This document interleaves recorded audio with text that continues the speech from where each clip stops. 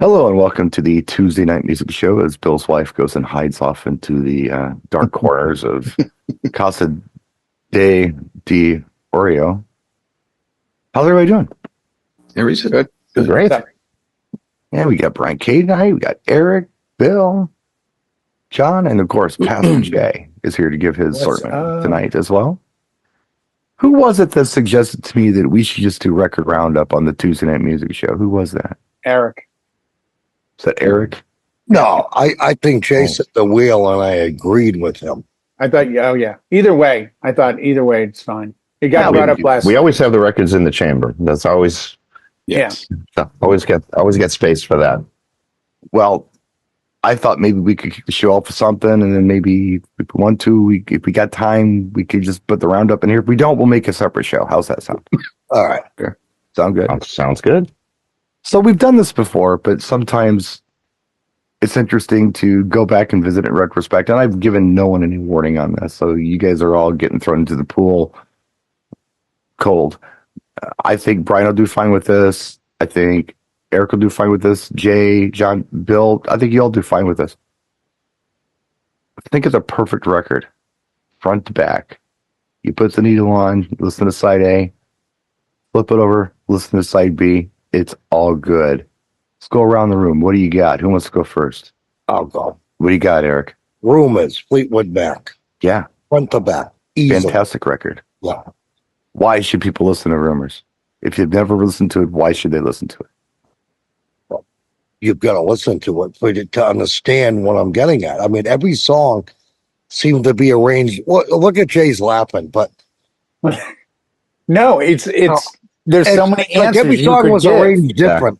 Right. That just wasn't one of them. Yeah. Yeah. Well, what if I Shut up. do our own answers? I'll shut up. Go. No. That's a great album. It is. It's an interesting album because there's a lot of bitter stuff on there, but there's a lot of sweet stuff on there.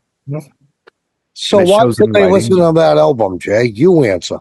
Well, if they could spend a year doing coke, breaking up with each other, and put out that kind of album, anything's possible. I wasn't going to go. Absolutely anything. Jama makes hit singles. It certainly No, does. yeah. If you want to know what pure emotion sounds like, listen to the Rumours album.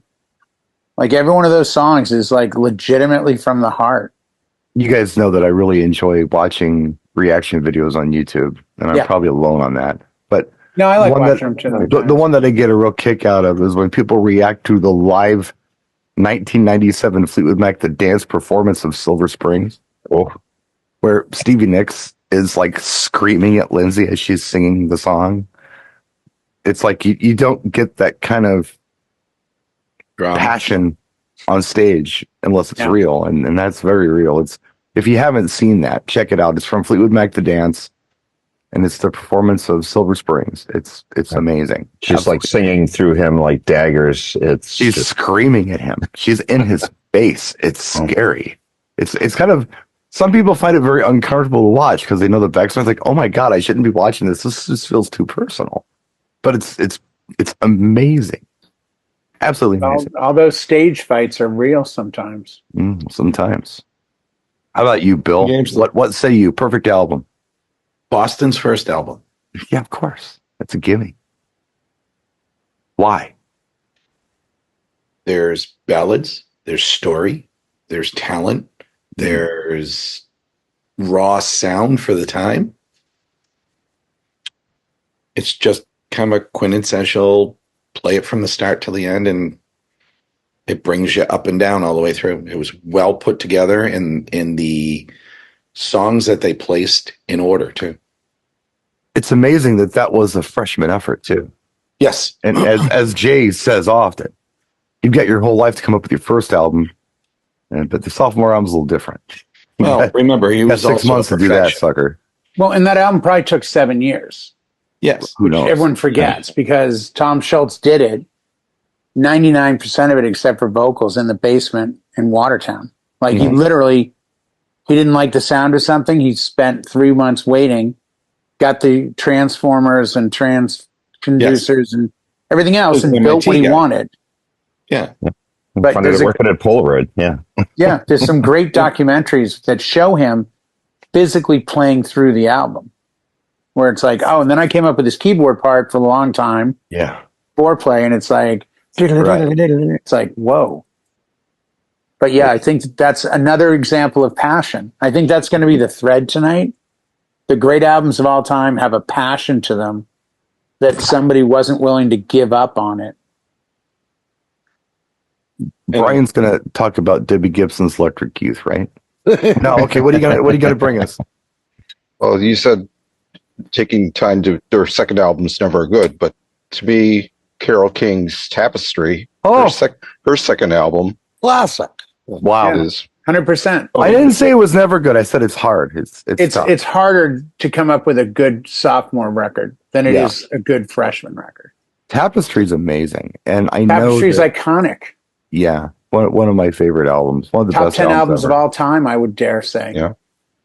I remember my mom bought this tribute to Tapestry, and it was really good. And it had like Rod Stewart doing "You're So Far Away," and I think Amy Grant did "It's Too Late." There were all these famous people doing the Carole King songs, and they were all bangers, every single one of them. It's like hit after hit after hit after hit. Every song is good on that album. Absolutely. Yeah. And again, she comes out of 1650 Broadway, the Brill Building, which was writers that literally showed up at 9 a.m. and wrote songs till 5 and went home. Yeah. So she came from that world. Neil Sedaka was there, and the late, great, in my opinion, former owner of DJ Expo, Mr. Testa. Oh wow. Was Vinny Testa was a writer at 1650 Brill. Wow. He used to work for Don Kirshner, and he started as a writer. He wrote when Carole King was there and when Neil Sedaka was there. That was that crew of just, I love what I do, and I do it in 8 hours a day, and I do it for free, but I do need the money to pay rent. I knew all this. I knew Vinny, but I didn't know any of this. It's cool. So he came around like a tough guy all the time, and people wouldn't approach him. And I read his bio. Oh, I love Vinny. He was a nice guy. I did too, but I read his bio one year, and I went up to him and I said, I grew up watching Don Kirshner's rock concert, and his eyes just glowed. And the next 4 years or 5 years that he was still there, the first day of the show, he would always come and be like, "Where's Davey?" and fly past everyone. And Davey was there the next year, and he came in the booth, and there's Davey, and he goes, "Hey, Vinny," and Vinny goes, "Hold on." He came over and gave me a hug and a kiss on the cheek. He's like, "How are you?" I'm like, "Good. How are you?" And I would go by the front and just say, "Do you know the legend you're working with?" And he'd be like, "Please stop." I said, 1650 Broadway? And he goes, "They don't understand." I go, "They need to understand." Do you know a specific song that he wrote? I don't, but he's got credit. I think he wrote something for Kenny Rogers at one point that got published, but he's published. I know that. I would be really curious to see. I mean, it would be easy enough on Discogs, so just type in Vinny Testa and see what comes up. Yeah, but I think he was much more support than he was like frontline, but he was a writer. Right and then on. he ended up working with Don Kirshner. That's So, a really good, you know. It's a really good pick, Brian. I like it. John, what do you got for us? Well, sometimes it takes you all the way to the fourth album that takes you 3 years to write when you have some setbacks, like perhaps a drummer losing his arm and changing production midstream. But I would have to throw the nod to Hysteria from '87. Produced great. 6 number one hit singles, and that's much to the hard work of Mutt Lange, Robert John Mutt Lange, who was just a firecracker in the studio working with bands like AC/DC and Foreigner, and just putting out quality content. And when Twain. it said Boston, I was thinking just in the level of the production of the album itself. Oh, yeah. Really good. You know, just whatever he had his hands in. And I guess he was a little complicated to work with. He's kind of a perfectionist, A lot. a lot of perfectionist. So, I mean, they're tracking guitars a string at a time just to get them to ring and sound the right way, and just recording stuff over and over and over to just try to get that sonic perfection. And as I say, six out of 12 on the record got on the charts. And well, I remember very well. So, listening to that, and then I don't know, for some reason, the way it was arranged on the album was really good. I mean, for a front to back listen, the flow is There's good. no it Absolutely. was mistakes. very good. That's all intentional and deliberate. That's all part of I the can't part of it, remember, too, is- and it's been so long since I've listened to that album, but whatever was before Animal, I remember I was enjoying it. And every time when Animal would kick in, I just get a shiver up my spine. It was so good the way that was programmed on the record. It was really nice. So that was done really well too, just the arrangement of the record itself. Yeah. But when you get a record, It was Women, Rocket, and I think Animal was third, right? And then Hysteria followed, or And Rocket was the first single, much to the dismay of the band. They wanted Woman or Women, and Women was a better song than Rocket. we got that as the first single out here on the East Coast. That was the first one that got on the radio. Right. But I remember hearing that and buying this CD, because that was also one of the first cassettes / CDs that broke 60 minutes. Mm-hmm. That was like a huge thing. Serious misunderstood lyrics on that album. Mm-hmm. I remember when I first heard Pour Some Sugar on Me, I knew they were singing possum shooting all day. I'm I'm like, well, this is a weird thing to sing about. Possum shooting all day. Sure. Yeah. Why are you singing about this? So, yeah. Oh, I wish I knew the quote. The Haktui girl was on Bill Maher, and she goes, he's talking about rappers. She's like, yeah, Jay-Z, I love that song. Oh, I know. New York. Yeah.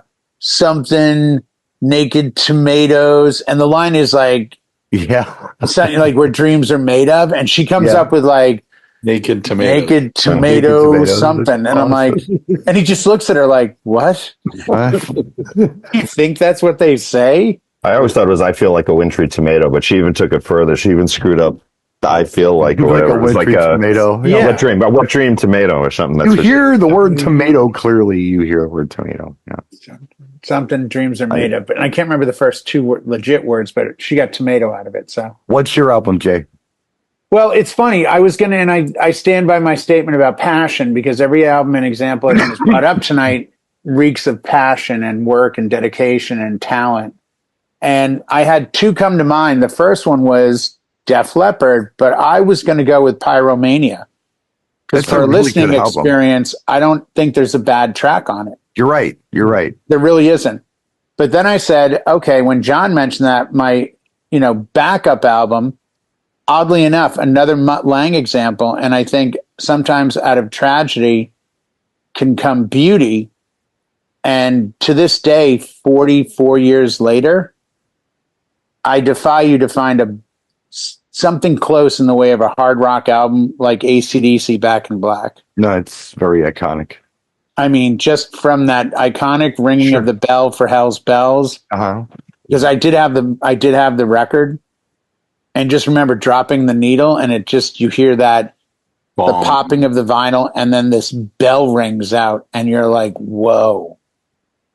And it just keeps going. I mean, the slowest track on that is Let Me Put My Love Into You. Mm-hmm. And I think that's side 2.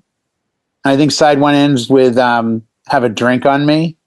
Because I played it so many times in my room. Right. I just remember when I heard Have a Drink on Me, okay, time to pick it up and move it. And I want to say side 2 opens with like Shoot to Thrill. I could be totally wrong. It's just, it's a memory of like, oh, I remember turning it over and it, again, went right back into bang, there's no skippers, no skips on that record. You let it play through.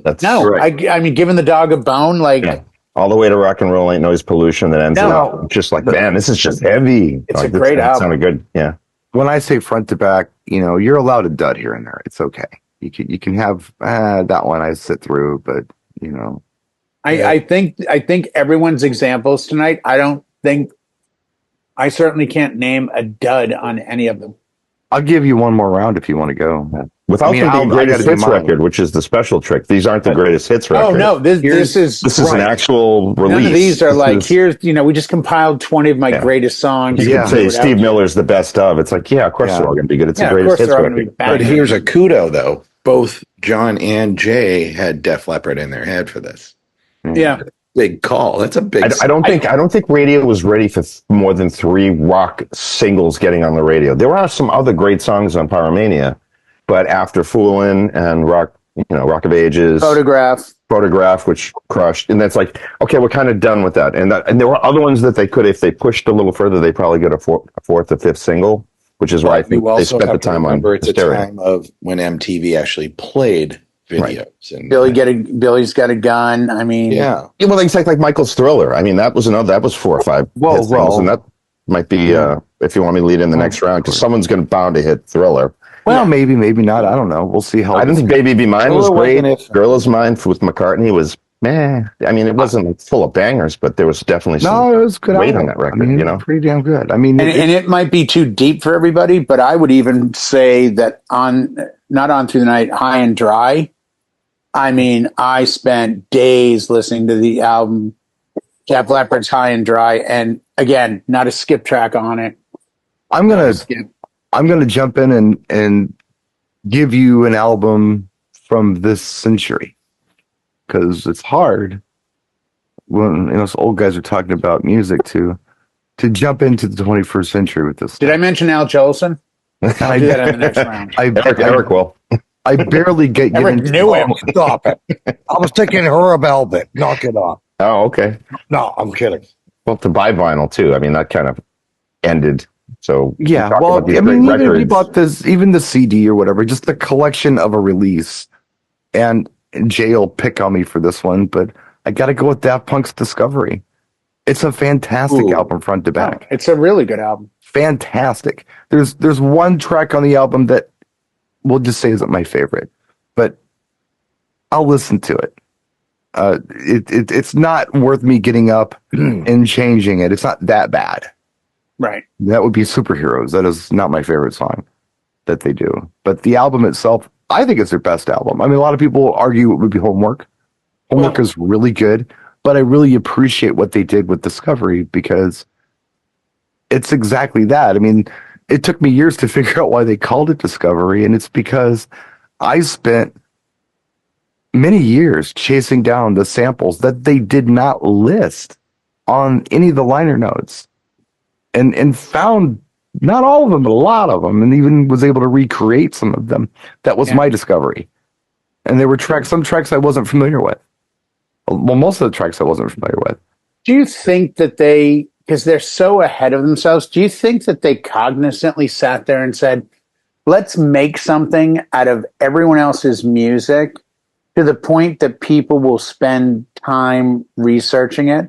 Because you can't throw a rock on YouTube without hitting we found another Daft Punk sample at 3 minutes and 6 seconds for exactly 1/1,000,000th of a second. See, this is from this song. It's like, wait, what? Yeah. Like, so it's so apt that you would say Discovery. Yeah. In that people are trying to discover tracks on those albums. So yeah, I mean, I certainly was. It was. I mean, the album kept my attention. It still does keep my attention to this day. Because here's a throw for you, Brian. Does a best of album count? Well, I mean, do what you want, but I think it's cool to just grab that collection. Personally, I think it's cool. Of course, the greatest hits albums are going to be great. But that's the problem with greatest hits. They're by design. They're great. I think the organic appeal of here's this album. And I almost feel it's a collection of work. Yeah, I'm not saying this against you, Bill, but I almost feel sometimes when people say, hey, what should I listen to find out more about this band? Like if I'm getting into a band and I go, oh man, I just found this band. What should I listen to? And they go, oh, check out their greatest hits. It's like, yeah, but I'm probably missing better tracks. As a DJ, I think that's the smart thing to do. But as a music listener, it's not doing you a service to get the greatest hits. But as a DJ, it's economically viable to get the greatest hits album. No, 100%. Right. We only have so much space to carry. But that way. Right. Even I would have to send you to Tom Petty's greatest hits because it's like 16 tracks and there's nothing on it. Yeah, it's all the stuff. Greatness. You're not going to need anything else than that. But as a listener, check the album out because there's so many great albums that the stuff was designed to go together. I remember like Prince's Love Sexy. Was an interesting one. And I'm not suggesting it's one of the greatest albums to listen to. Well, what I'm saying is, CDs were happening. I was buying all CD at that time, for my personal listening. And he made the CD untrackable. The CD was one track. He wanted to force the listener to listen to the entire album. Yeah. And not skip around to the hits. Okay. Because he created a collection of work that was, he put it together, he arranged it like this, and they were to go together and somehow complement each other, which is what a really cool album does sometimes too. I will yield to the man from Woburn, Mass. Woburn, Mass. In my car. In your car. In the yard. And Haverhill. Oh my God. Listen, guys, I'm going to go with an album, and I don't care if you make fun of me or not. But we're not going to make fun of Jay will you. anyway. Pick a 78. Try our best. You want to pick a 78? I'm not even. I'm going to go into the 80s. Okay. And this album had none other than Eddie Van Halen appear on it. This album had Paul McCartney on it. This album had Vincent Price on it. I can't imagine where he's going. going. I have no idea what you're talking about. Might be that little mention. that record. Hit that pose. Except one. They hit the pose. Every track except one, I think, was a single. Am I correct on this album? Baby Be Mine. Baby Be Mine and Lady in My Life. Lady in My Life was a pretty song. I've used that for a slow. Yeah, and I think it got a lot of R&B airplay.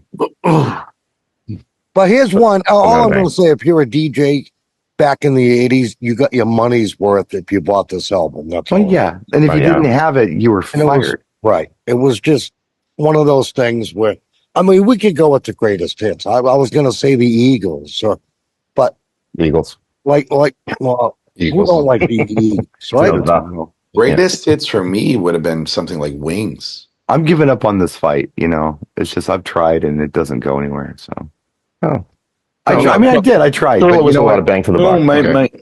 No, that's a great album, Eric. It really is. You're right. I think most of them came out as singles. Produced by Quincy Jones. A whole lot of Toto. A lot of Toto going on. A lot of Toto. In fact, of Toto in there. Yeah, Human Nature was supposed to be a Toto song. Wow. They gave it to him.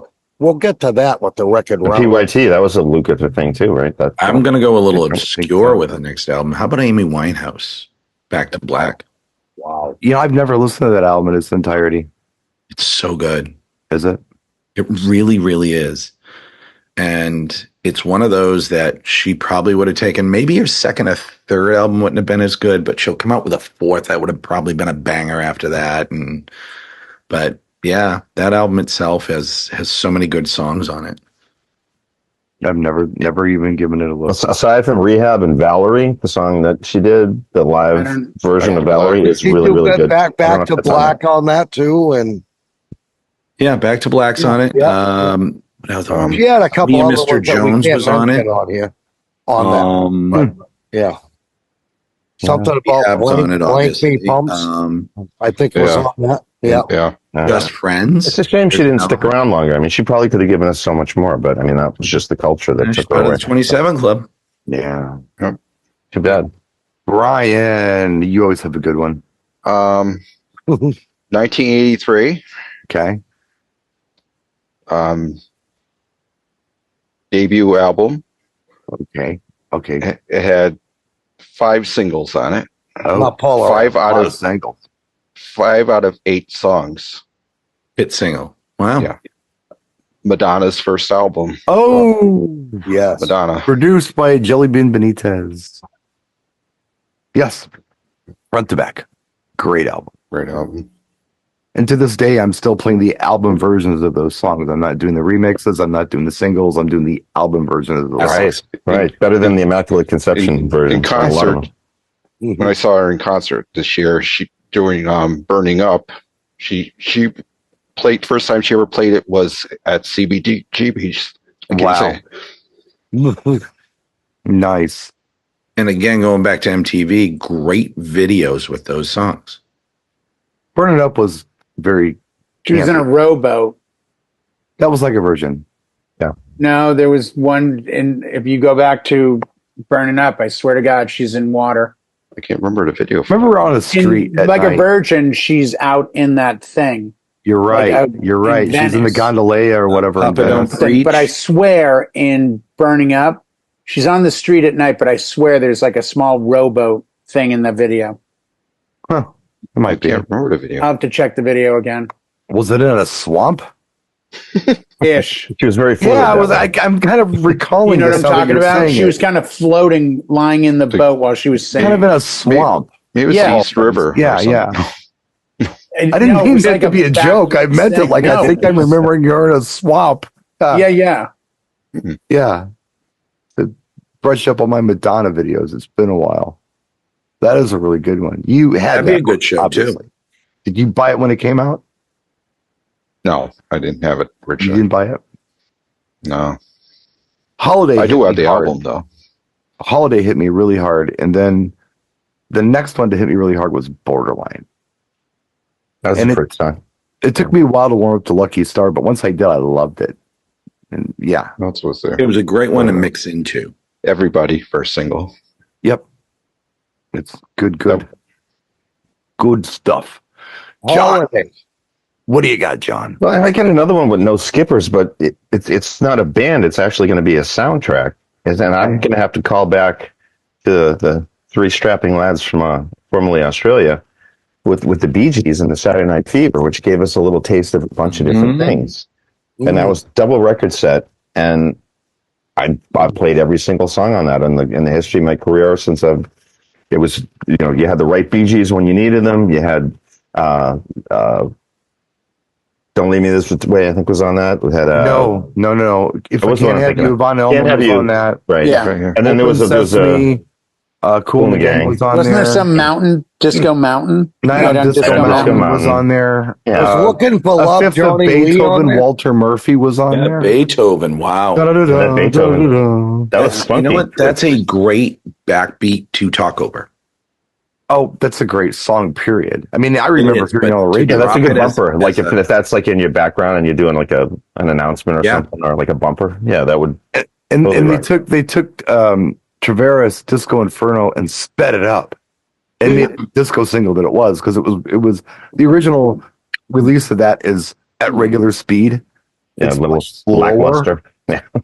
And they just like took the pitch and just slammed it up to like 6 and did Disco Inferno and chipmunked them, and it worked, and it was a hit. But got a lot of spin time on that record. There was just plenty of everything that you got the big stuff from the Bee Gees. You had You Should Be Dancing. You had Night Fever. You had More Than a Woman. I What think was both versions, KC and the right? Sunshine Band song on that record? Boogie Shoes. Boogie Shoes. Boogie Shoes. That's right. Another one of my favorites by them. I always loved that song. by the Just, way. you know what's funny? That's a tougher one to mix into. Oh, it's bad. It's Stuff with live bands is always awful. To try It's to a mix. pain in the It's ass. just It all depends how the Try drum was Ladies feeling Night. that You got day. your choice: 109 when it starts or 120 when it ends. You're right. Yes. You just keep chasing that pitch. Give it a little pinch on the spindle, or a little A little bump on something. the side. Yeah, a little Or bump on back the in the side. I day, think explain Wet the drummer. finger and Good pick. Jay, Yep. what do you got? Well, after John said soundtrack, I went right to The Crow, but I'm not going to do The Crow. I'm going to bring you back to the 60s. Uh-oh. And the younger viewers, those of you under the age of 50, who are watching tonight, may not realize that back in the day, albums were what you would call short. So I'm going to give you the entire 8 songs that Well, it's going to be an on- Aerosmith album, isn't it? No, Early close. Aerosmith. Close. 60s. A band that influenced Aerosmith big time. Okay, so it's I am- Stones. I am No. I No? am going with Led Zeppelin 2.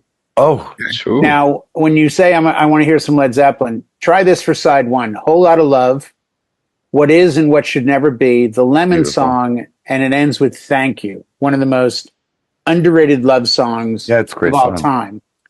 Side 2, Heartbreaker, Livin' Lovin' Made, Ramble On, Moby Dick, and it ends with Bring It On Home.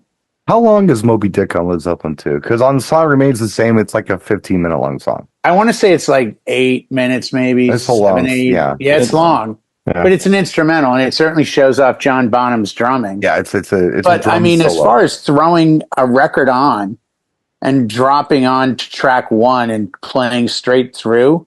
I mean, where do you say, oh, I don't want to hear Livin', Lovin', Made? Come on, you have to. It runs right out of You can't Heartbreaker. out of Heartbreaker. Just let it You go. can't But cut I it. mean, No. you get to Thank You and you're like all depressed about it. Like, oh my God, I do love her more than when the sun meets the sky and mountains fall into the sea. And like, you know, it's just, but that's, I looked over Led Zeppelin 3 and the Untitled. We all call Led Zeppelin 4. It's actually technically called the Untitled. Led Zeppelin side 2. Wasn't that in the movie? I like Ruins. Side 2 of Led Zeppelin 4, yes. That was in one of the no, you know what's movies. And they play about that? Cashmere, which is on Physical No, Graffiti. which is So that was not. That's on bullcrap. Houses of the Holy, right?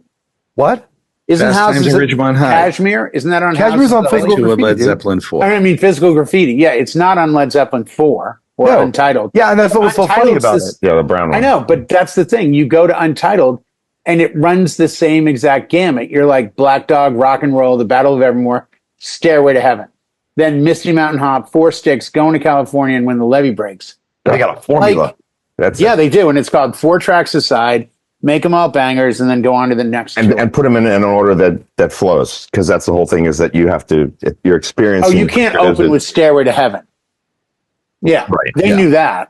Yeah, that's the secret. That's the end of the side song. Like, wait till they get to the end of the side and see the song that'll be around forever and immortalized. Well, I would One of the love to greatest songs do ever written. Yeah, planned. I mean, because obviously all these albums are planned. Nobody's shooting from the hip going, I don't know where the hell to put Stairway. But there are, there's you know, a plan. There's a plan in place. there are for sure. albums that tell stories. You know, famously Tommy by The Who, Quadrophenia by The Who, and certainly Operation Mindcrime Floyd. by The Wall. he's- Absolutely. Oh, And even Lloyd's very Operation deliberate with Mindcrime placement. by Queensryche. Like, you have to listen track 1 to Right. the last track. Otherwise, it screws the stories up. right. What do you got, Brian? I'm going to go with one that I know I've mentioned before, but it's just so good. And it's not quintessential work from this artist, but seeing how we were just in Philadelphia, most of us were just in Philadelphia Yep. for a flight, got me thinking about Philly Soul. And one of my favorite Philly Soul albums, believe it or not, is David Bowie with Young Americans. Mm. That is an amazing album front to back. And it doesn't sound like anything else he did. And you know Golden Years, and you know Fame. Yep. I mean, there's songs that you know on this album, but the rest of them you don't know, and they're really good. Like, these tracks are just dripping with soul. They're so nice. Well, Luther Vandross did background on that album, too. Luther right? Vandross was on that album. David Yep. Sanborn was on that album. Yeah. And John Lennon was on that album. He picked the right people. Yeah. Absolutely. So, What did, good stuff. and people don't speak about him that way, but do you ever notice, if you look back on Bowie's career, how the way Bowie looked, like 5 years later, everybody else looked like that. Yeah, but he looked know, like something he's a else by that point. trendsetter. He was Right. already on to the next But thing. he was always so far ahead of it. And his ability to pick musicians. I mean, Earl Slick played guitar for him for like a very long time. Mick Ronson played guitar for him. I mean, Mick Ronson's one of the most influential players. But then out of nowhere, Bowie suddenly finds a young, spry Stevie Ray Vaughan and goes, yeah, I'm doing an album with Niles Rodgers. Why don't you play the guitar part that Niles is writing? And actually, let's update and bluesify Cat People. And it was even better than the original, which is amazing. Well, what's cool about Like, who Bowie- does that?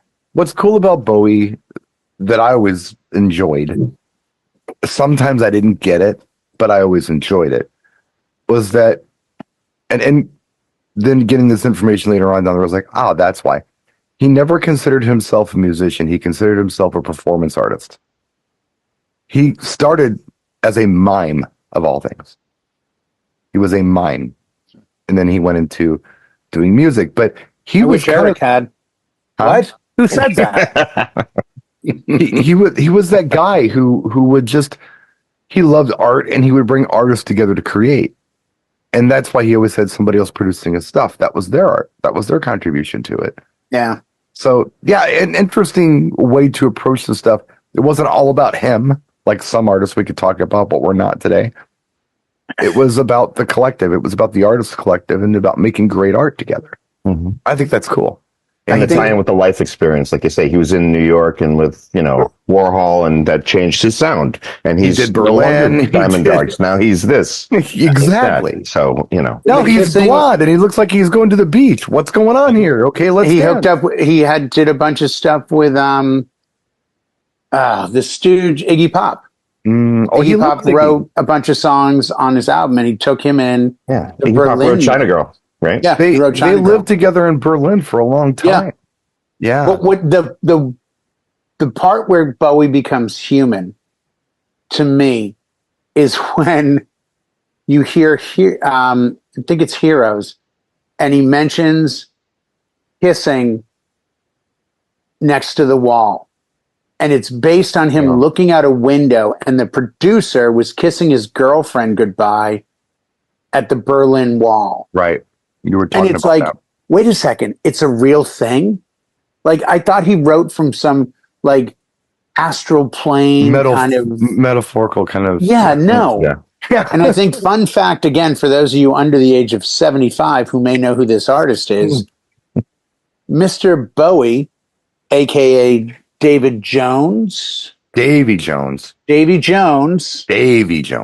In school had a teacher who had a son. Yes. And they met when they were very young, and on the Spiders from Mars tour. Was it Spiders from Mars or Glass Spiders? Glass Spider, thank you. That was in the 80s. He brought this guitar singer out on tour with him, and that would be because Mr. Davy Jones' teacher was Peter Frampton's dad. Wow. So Bowie and Frampton have known each other since they were like 9. Yep. Yeah. Or something. Yeah, crazy. Something like that. Yeah. But Bowie always had the best, like, as a guitar player, you watch players go and you hear things, you go, damn, how do you get that sound? Who is that? Yeah. And Bowie just had a collective of musicians that just defied description. But they just got cooler and cooler as he got older. It changed him in and out like Tuxedo Jackets. Be like, oh, I need this guy for this record, and just poof. Well, I mean, you look at Bowie doing like Space Oddity, and the guy is scary looking. You're like, oh my god, this guy doesn't look healthy. And then you see Bowie, literally 40 years later, and he's the most handsome man you've ever seen in your life. But still, 5 years he was ahead that guy. Of the curves. He's that guy. He was just crazy. Consistent reinvention, and that kept him fresh until the day he passed, sadly. Even Black Star doesn't sound like anything he did. I love that album. I think Bowie was almost like a Zappa type, that he knew how to put everything together for the final product. Well, in that regard, And the correlation is Adrian Belew, who is, and if you want to talk out there guitar players, listen to Adrian Belew sometimes. Bowie picked Adrian Belew up for a couple albums because he wanted that thing that Adrian did with Frank Zappa. Yeah. So he was obviously listening to the rest of the world of music. He was. Yeah. Because there's no way he could have just he found Stevie Ray Vaughan in Montserrat over in Sweden at the Jazz Fest they have every year. I believe it's pronounced Montserrat. Yeah. Yeah. Close and Stevie Ray Vaughan played there and was booted off stage. His first time there, and Bowie was there. And Bowie's response was like, get this kid's ass in my studio now. You're going to play on this album. Potential. Yeah, he got It's going to blow up. He got it. Yeah, he was a connoisseur and lover of pulp culture, and he just in that regard alone. I mean, when you listen to an album like Young Americans, if you take the challenge and give it a try, front to back, he was just a fan of Philly soul, and he wanted to do a Philly soul album, so he did, and he did a great one with Young Americans. It's iconic. Yeah, on so many levels. So do check out if you get a chance. 100%. Anybody want to go another round, or are you guys burnt out? I'll keep going. I don't care. We got time for one more before I got stamina. We love talking music. That's what I know. These guys have got something. Music. I know Eric's got something. I don't know what it is, but he's got it. Well, he mentioned last night that he was around. What was it? Beethoven's second or third that you recall when he was? No. His movement. I think he was a janitor back then. Yeah, it was Beethoven's movement. What do you got, Eric? If John went soundtrack, I'm going soundtrack. Oh, absolutely. Fair enough. Okay, fair enough. You want to do a round of soundtracks? Let's do soundtrack. Let's do all one around do the soundtrack. I like yeah. Here we go. I got Good Morning Vietnam. You name it, it's on the soundtrack. Yeah. Front to back. It's not going to fail you. I mean, again, there's going to be tracks that you may not There like. has some heavy hitters on I there. mean, there is a lot of heavy hitters on that soundtrack. Yeah. That's my pick. That's my final answer. Next. Whoa! drop in the invisible Dropping mic. the 'cause we mic. don't No, drop there's no mic No, dropping we in don't here. drop No, real no, no. mics. Invisible. Yeah. It was You give them the phone ones invisible. to drop, or the Don't worry, inflatable it's not a singing mic, Jay. It's a, It's a speech mic. Yeah. Speech mic, yeah. It's a little karaoke mic. Bill's Googling. I can tell. No, I'm not. Better Off Dead. That's an interesting soundtrack. They had some It's fun a ones. very interesting. It's got Muddy Waters on it. It's got Got Van Howard Halen. It's got Jones Everybody on it. Wants It's Some. got Van Halen on it. Yeah. And who's the Dancing Hamburger? Who's No, I the was band that does the original Better Off Dead song? Who is that band? There's somebody. I mean, they're not real famous, but there's somebody. The girl. What else is on there?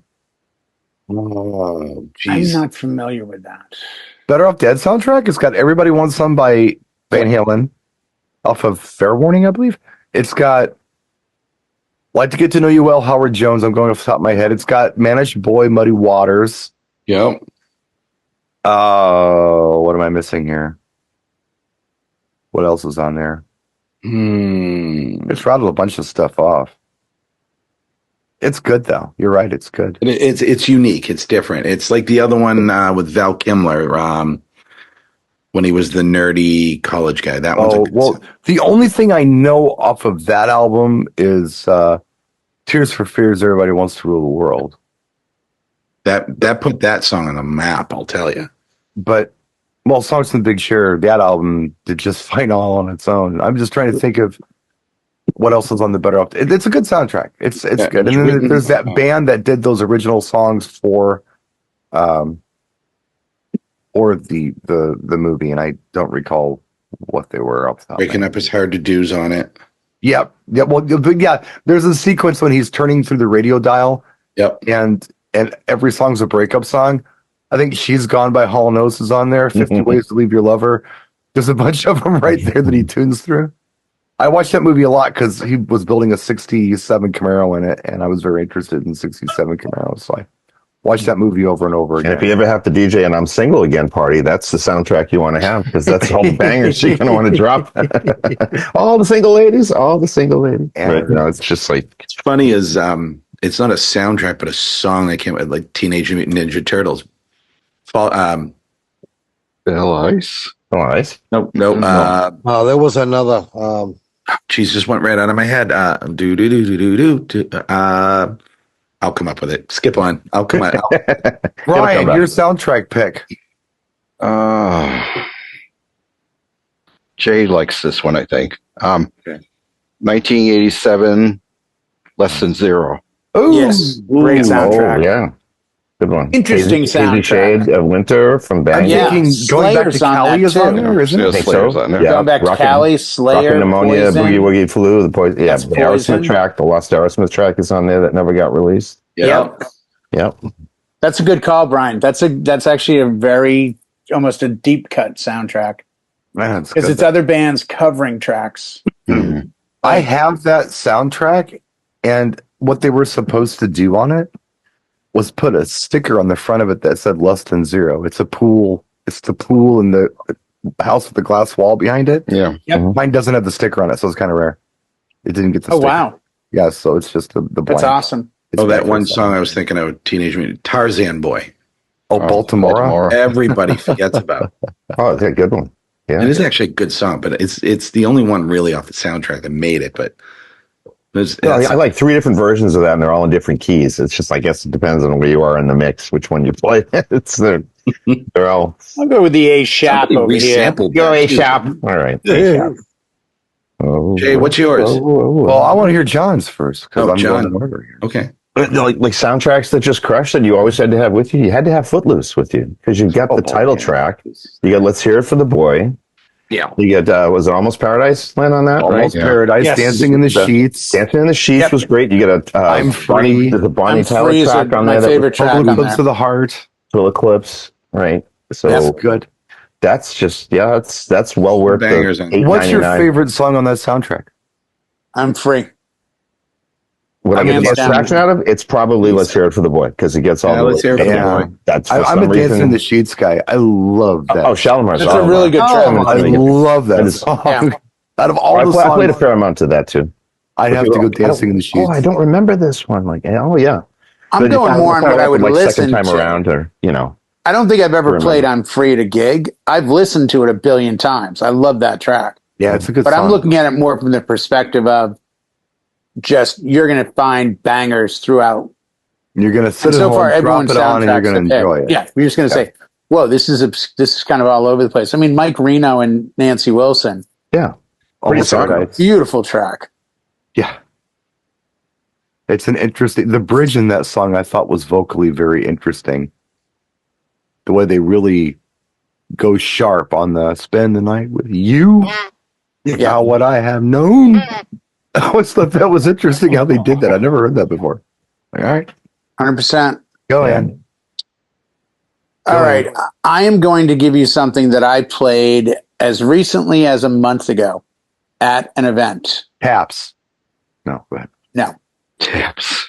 And I keep this because I loved the movie. Mother I Jugs loved and the Speed? soundtrack. Okay. And I think that I'm going to get a lot of whoa. Forgot about that. Don't even know that. Whatever. Okay. Of course, I got to go to the homeland.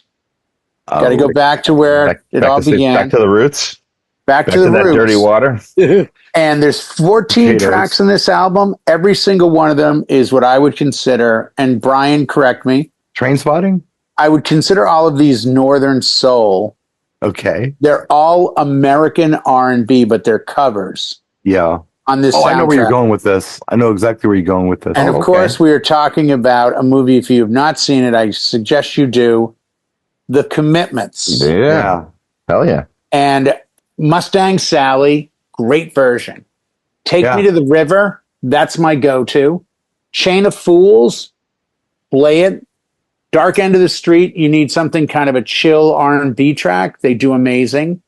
Destination Anywhere is a great breaking dinner into dancing because it starts kind of on a slow note and then picks up quickly. Try a Little Tenderness. They do a huge orchestration on it. Treat Me Right. Do Right Woman, Do Right Man. Mr. Pitiful. Never Loved a Man. In the Midnight Hour. Amazing. Bye Bye Baby and Slip Away. And I swear to you, there's 5 tracks on this that I can play at any event at either cocktail or dinner. Okay. And I always get a reaction of people coming up going, okay, I've never heard that version. Who is that? I'm like, oh, it's the Commitments from like 91. Yeah. But yeah, that Mustang Sally's kind of a staple. That's what they expect to hear. If you play Wilson Pickett, they're like, what is this? But are these, They wanna would hear you the call Commitments these version. Northern Soul, Brian, or is this No, just R&B? I wouldn't consider them Northern Soul because they were hits here. The whole Northern Okay. Soul phenomenon is With that tracks that didn't hit here, but they hit didn't there. hit here. They were throwaway tracks, and they took them and embraced them and did their thing with them. Yeah, and I mean, Try a Little Tenderness. I still believe Michael Bublé did a great cover of this, but obviously you got to go with Otis Redding on this. But the Commitments do a great job on that track. And covering Otis Redding is not easy. No. So, No. yeah, if you need some R&B redone with a kind of an Irish flair, Yeah. Puts a little energy into them. some heavy female vocal backing, The Commitments. And a great movie. I remember seeing it on VHS. I didn't see it in the theater, and it's just like, what the hell is this? Yeah. These are my people getting drunk and playing music. I Yeah. can't believe this. all these have- hot broads. Yeah. The mix, what's going on? And when you're in that era too, I mean, you take as silly as the Animal House, great songs, and it's all old school. It's all old school. Yeah, a lot of it's re-recorded, like the Otis Day and the Night Shout is that band. But you know, By the guys- way, Brian, can we just go around the room real quick? It's only one or two. You either play the Otis Day and the Nights or you play Isley's. Who plays Isley's? And the rest of you play Otis Day? I do. Oh, okay. with the "Do You Want to Dance?" Yeah intro. Oh, okay. Interesting. That makes sense. Because I know some DJs that are like, dude, I wouldn't play the Isleys. You only play Otis Day. No, I only played the Isleys because that was the 45 I could find that had side 1, side 2, and you had to flip it over. Flip it. You Yeah. know, that's, Well, in the middle of it? That's just always been my thing. Yeah. Now wait a minute. And then you needle flip off. it? And you flip the record, put it back on there. And I would start the second half of the song. So you're the DJ and you get on the microphone and you go, come on, make some noise. I never thought of buying 2 copies and having the second one ready to go because that would have made more sense to have a second copy to just. But we were poor, so we never had a second copy. Right. We always That's right. You better hope that little, 45 spindle doesn't go bouncing on the floor. You're like, oh, I got to get that center. I got to do this by hand. I remember how to do that. Get those 45s right in the middle by hand without a little spindle thing. That is a true story, Jay. Wow. That's how we did it. That's awesome. Yeah. Hey, everyone, hold on. Brian's right. You get on the mic. Give and me make a second. No, but you hype it up and get on the mic. Absolutely. Flip the record while you're still talking on the mic and get the needle back down, then put the volume back up. It's like And guys are complaining now about sync with mixed in key and warping their M3 processor laptop that's doing 1,000 miles an hour. Just flipping the 45. Just Back flip in a 45, the old man. timey days, that's how you did it. Back in my day. We have a special guest who's chimed in, I assuming because he knows we were doing soundtracks. He's been patiently listening. He heard the soundtrack thing. All of a sudden, he's got. He's going to do virtual reality or Cool World. That's my prediction. Damon has a soundtrack for us. I know he does. Yes, I do. All right. All right. And I actually like Jay, first of all, great job on the commencements. Love that soundtrack. It's good. I'm glad you like that. It's good. Yeah. Well, everybody's dropping some really good soundtracks. Better Off Dead. All these other ones are great soundtracks. But this one, if you're doing like an old school disco party, Thank God It's Friday soundtrack. Oh my gosh. That's a triple album. Yeah. That has Last Dance on it, doesn't it? Yes, it does. That's the 12-inch. Yeah. That's the bonus disc. Yep. It has I have that Last here. Dance, Too Hot to Trot by the Commodores. Yeah. Let me see. There's a bunch of other ones. Cameo, Find My Way. I mean, there's a ton of songs on here that you can. I forgot about that. Thank God. Triple album. Yeah. I mean, I forgot all about that, man. this, and like I said, of course, Donna Summers has 2 songs on here. Diana Ross has some songs on here. I mean, it's a great a banger. soundtrack. Yeah, I do have a copy of that back there. See, I figured you would. Yeah. Same here. Is it next to Car Wash? It's It's Mom's copy. Car Wash is another of good Thank- soundtrack, It's Mom's copy of Thank God It's Friday that I still have. Oh, you stole it from Mom. She's going to be pissed. No, Where's it's that record go? God damn it, Brian. where's my record? That's how my mom talks. Yeah, it's the only soundtrack I had to drop for you guys. That's cool. That's cool. Hold on just one sec. I got a text from Brian Esred and said, if you get a chance, please honorable mention for Mother Jugs and Speed Speed. soundtrack. Okay. There. I have made the honorable mention. At least he didn't say One the track, rhythm. Paul Jabbar. So I was going to mention the Cool World soundtrack, but Jay kind of cashed my thunder on that one. So Sorry. never mind. Sorry. I'm going to go with. I'll go with a different one that is. The movie gets a lot of slack. Wasn't the best movie in the series. Okay, was not. Oh, I know where you're going. But it was the second best soundtrack in the series. I know. We all know this one. You do. What is it? You're going Galaxy. No. You're not going Guardians? No, and I'll tell you why. I'm not going with anything that has music that was just compiled. I want original material. For mine. That's what I'm thinking in my head. Interesting. Yeah, I'm thinking music that was written for this film or featured in this film for the first time. Now that I'm thinking about it, Can I guess? well, okay, screw it. I'll do both. Okay, one's obvious. The other one's not so obvious. I'll do 2 because I can. It's my show. I can do whatever I want. So the first one, okay, I'm gonna go with Prince's Batman soundtrack from 1989. I'm sorry. I threw up in my mouth. I'm sorry. Why? God dance. Yeah. You don't like that? I think I played that once. It's just, that's that period that I'm just like, let's go back to playing like stuff off of Purple Rain. Yeah, someone changed Prince's meds. Then I was kind of like, what happened? You got to go back and try this one again because Wait, all you you're didn't like thinking about Housequake? is Bad Dance. You blew it. Housequake Yeah, is great. that's kind of. You ever have those albums that you hear the one track you hate and you're like, yeah, I'm not going to give the rest a try. Have and you you're listened right. to I need Electric to go. Chair? I don't think so. It's a lot of people's favorite Prince song. Like when he died, a lot of people, when they interviewed him, they're like, what's your favorite Prince song? Electric Chair. Like, wow. Yeah, and I was surprised to hear that too because I loved Electric Chair. Scandalous is beautiful on that. Yeah. I gotta go back to this then. There's a track called The Future that's really good. Yeah, we can revisit some of these. The only thing Bad Dance is almost like a mega mix of the album. You have to, in samples from the movie, that's kind of a throwaway thing. It hit number one, but it's still a throwaway thing. The rest of the album is really good. Scandalous is beautiful. Okay. I And take your word for it. On the 12-inch, it's one of his prettiest songs he ever did. I'll play it for you after the show. All right. And he did like a really long version of the song called Scandalous Sex Suite. And when he's doing the song, the end of it, he's actually doing Kim Basinger. He's recording her. And at the end of the album, she pops. True story.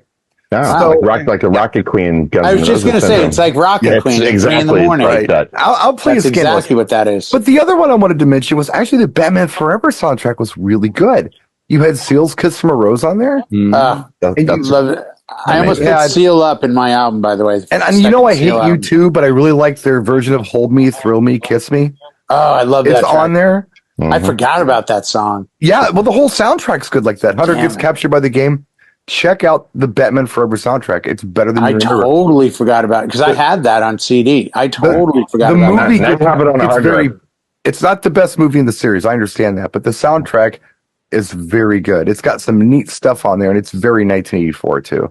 Well, and you bring up an interesting point, and I don't think people today can appreciate if you're. And I know we bust age about Offspring Smash It Up's on there. That's the one I was thinking of. Yeah.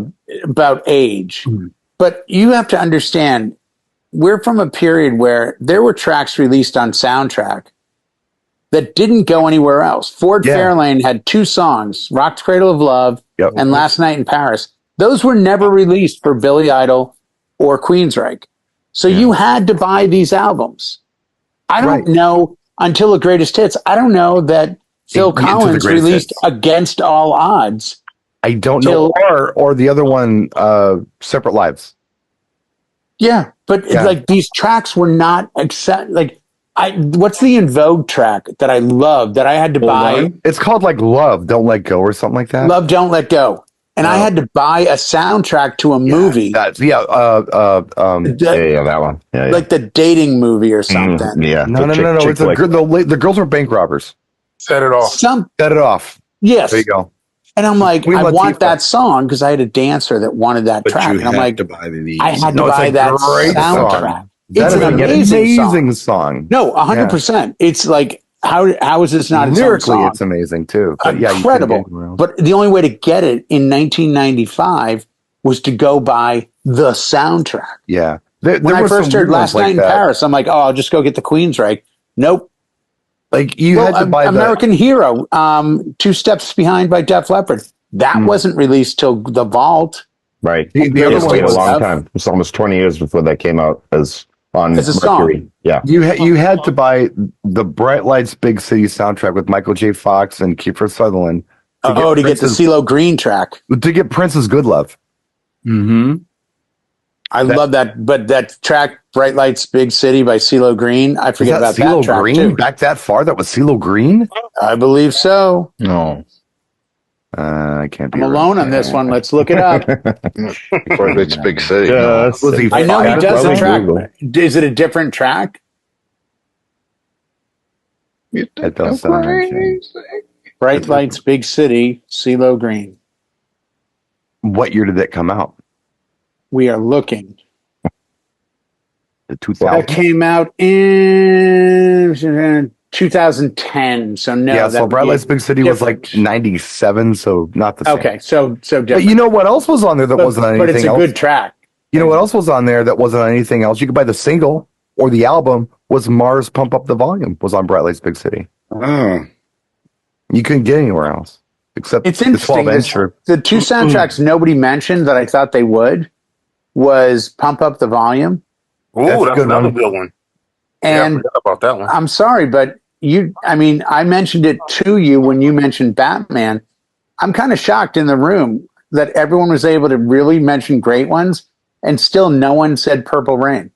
No. Too No, obvious. I didn't. As a I don't. softball, we I don't left that to consider that a Bill. That's my legitimate point, soundtrack. Damon. That's my point.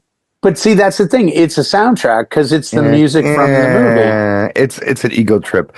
I got the real soundtrack. I want to do like a Twitch set with it or something. I've got Yeah, you the said real that. You should soundtrack just I do want to it. play for But everybody. you know what, Jay? With Purple Rain, I mean, if you look at the soundtrack from the movie, there's a lot of songs missing. Des Dickerson is totally missing. Yeah. Yeah. Time is missing. Brian, were you on that with me, Jamin? It was you. I was driving up to LAX one night and I did a show.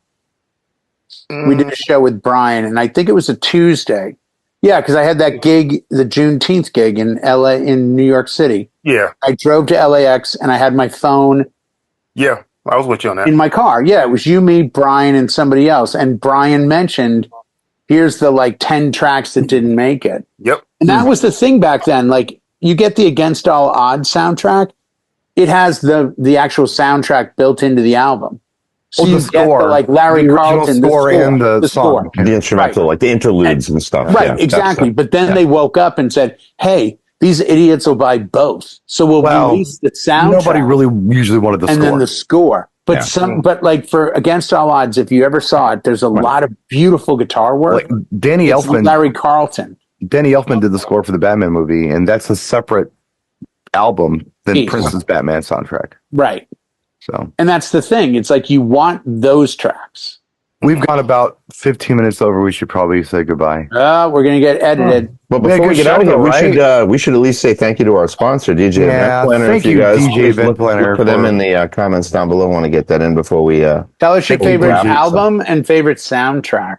Thank you. What DJ should we Event- check out? Let me thank DJ Event Planner for sponsoring the show. Thank you.